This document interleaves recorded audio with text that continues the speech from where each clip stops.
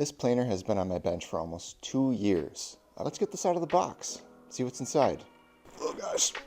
This is the DeWalt DW735X. It comes with the outfeed tables and an extra set of blades.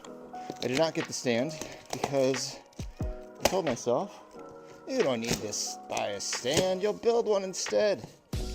So again, 2 years later, I probably would have had this out of the box already if I didn't need to build a stand for it, but here we are.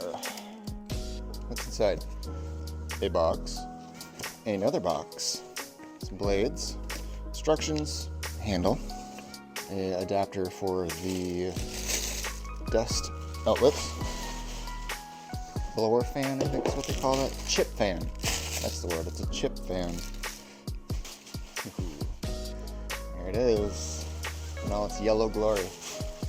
This is definitely the best way to do this.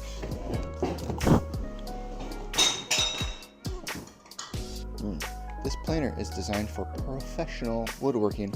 I am now a professional woodworker. And you're like, oh, I get it. I'm doing it backwards. Okay, 1, 2, 3. All right, it works. The next step is going to be to make a planer stand for this. Thanks for watching.